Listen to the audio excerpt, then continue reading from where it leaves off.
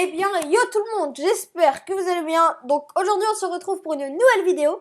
Donc aujourd'hui, on va faire une vidéo tranquille, un peu comme la dernière fois la vidéo choix de merde. Donc aujourd'hui, on se retrouve sur Kipo Quiz. Donc voilà, vous devez connaître parce que c'est McFly et Carlito qui ont fait une vidéo dessus.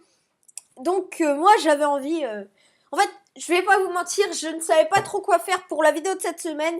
Et puis il m'est venu, je me suis dit pourquoi pas aller sur Kipo Quiz et faire une vidéo dessus. Donc bien sûr, donc voilà, comme la dernière fois, faut qu'on ait le plus de points en ayant la bonne réponse justement. Donc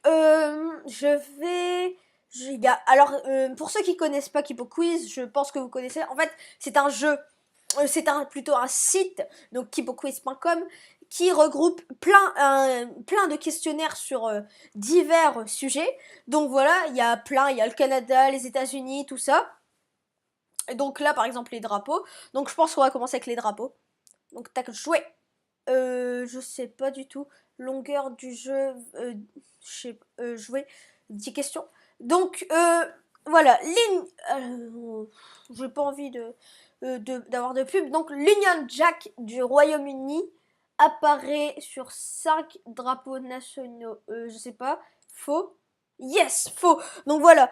Et en plus, comme McFly et Carlito le disent, on en apprend tous les jours grâce à Kipo Quiz. Donc en fait, voilà, et il nous explique un peu l'histoire. Donc l'Union Jack du Royaume-Uni apparaît sur 4 drapeaux, ceux de l'Australie, de la Nouvelle-Zélande, du Tuvalu et des îles Fidji. Donc voilà, on va continuer. Le drapeau de la Grèce remonte à plus de 1000 ans avant Jésus-Christ. Je dirais faux. Ah oui, quand même, c'est abusé. Le drapeau grec, comme nous le connaissons aujourd'hui, a été adopté le 22 décembre 1972. Au cours de leur longue histoire, les Grecs ont utilisé de nombreux drapeaux. D'accord. Donc le drapeau de la Jamaïque, donc je savais même pas que la Jamaïque présente... c'est pas... Ah oui, je me disais, c'est pas ça le drapeau de la Jamaïque. C'est le drapeau de la Barbarde qui présente un trident noir. Ce trident symbolise l'indépendance du pays, 30 novembre 1966, et l'avenir. Ah oui, je me disais, c'était pas le drapeau de la Jamaïque. Donc, on trouve l'emblème Sol des maillots sur le drapeau de l'Argentine et celui de l'Uruguay. C'est vrai, je crois, oui. Donc, le sol de maillot Soleil de mai est un des emblèmes nationaux de l'Argentine et de l'Uruguay. Il apparaît sur leur drapeau. Il s'agit d'une représentation du dieu Soleil Inca. Donc aussi si je parle un peu bizarre, un peu canard, en fait, c'est pas j'ai le nez bouché, j'ai un rhume et en plus j'ai mal à la gorge, donc j'ai la totale. Les rayons qui entourent l'étoile du drapeau éthiopien symbolise la prospérité. Faux. Ah mince, donc voilà. Là je sais pas j'étais à combien de points. Donc l'étoile, vous savez quoi, au pire dès qu'on a faux on change de sujet. Donc là on va retourner à l'accueil. Ah mince, j'ai pas lu. Bon, pas grave, tant pis. Vous pourrez faire un arrêt sur l'image si ça vous intéresse. Donc voilà, si ça vous intéresse. Les canidés. Les dinosaures, vous savez quoi, les dinosaures? Tac. Donc, oh là là.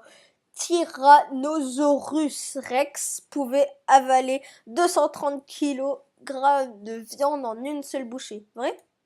Yes, donc ok.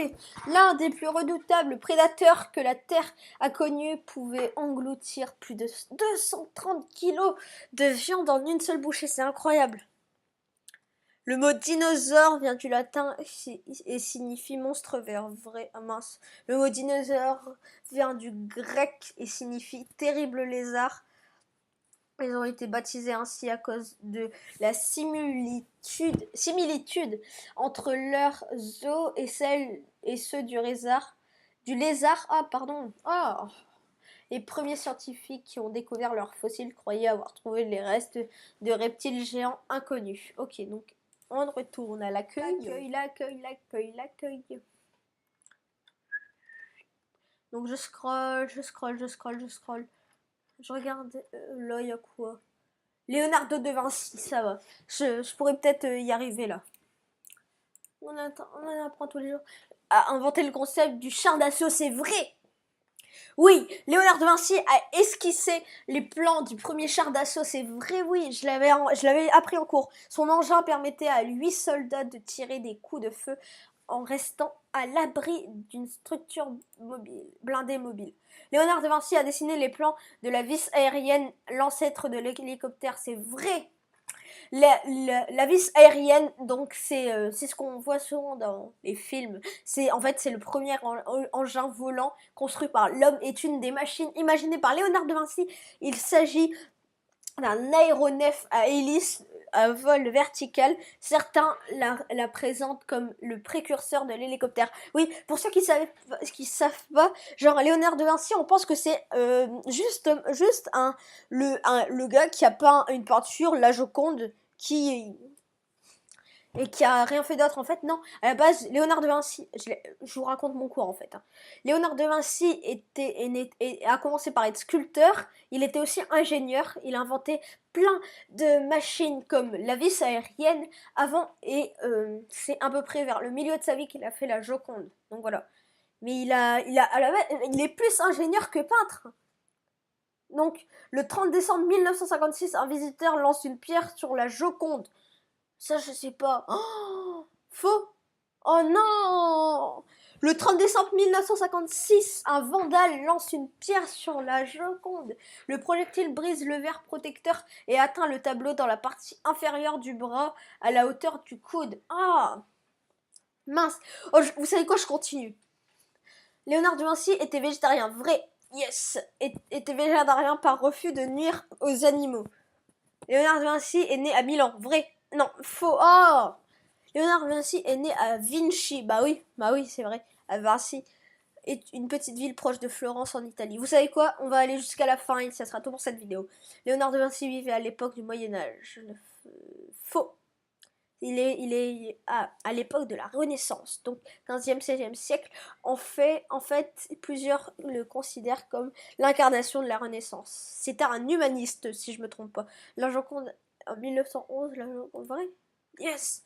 Donc le 21 août 1911, Vincenzo Perugia, un peintre italien travaillait au musée, avait dérobé la Joconde afin de la rendre à son pays d'origine. Le tableau était retrouvé 2 années plus tard. Oh,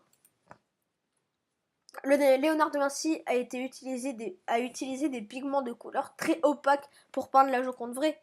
Oh, faux. Pour réaliser la Joconde, Léonard de Vinci a utilisé la technique dite sfumato, mais je l'avais appris! Un terme italien qui signifiant fumer. Cette approche, si je me trompe pas, le sfumato, ce qu'on m'avait expliqué, c'était en fait un mélange de noir obscur, c'est ça, non, clair obscur. Euh,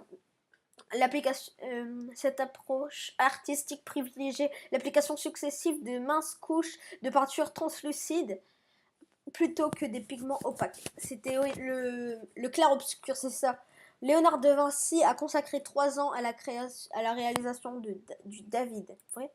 Oh, faux. C'est Michel-Ange qui a sculpté le David, une statue de marbre mesurant 5,17 mètres. C'est énorme. La Joconde est une œuvre colossale de... non, faux. C'est beaucoup plus petit. Elle fait 53 cm sur 77. Est un petit tableau. Oui, c'est... genre, je sais pas... Ah, je suis un universitaire. Donc, donc voilà, je suis debout. La Joconde, c'est à peu près mon torse, quoi. Non, un peu plus quand même. Mais oui, franchement, si un jour vous allez à Paris et que vous avez l'occasion d'aller au Louvre, allez voir, franchement, c'est vraiment bien. Donc, ce sera tout pour cette vidéo. Donc, j'espère que la vidéo vous aura plu. Donc, si elle vous a plu, n'oubliez pas le gros pouce bleu, ça me permet ça me permet que vous montrez que la chaîne vous plaît et que mes vidéos vous plaisent, et à vous abonner, commenter On en apprend tous les jours grâce à Kipo Quiz. Si vous êtes chaud, commentez ça et je vous répondrai avec joie. Donc voilà, j'espère que la vidéo vous aura plu. N'hésitez pas à m'ajouter sur Snap. Et en fait, si vous ne savez pas, pendant tout le temps de cette vidéo, il y a le gentil Evan qui m'attendait pour jouer à Fortnite. Donc allez le voir sur Snap et sa chaîne sera en description. Donc moi je vous dis à la prochaine. Peace!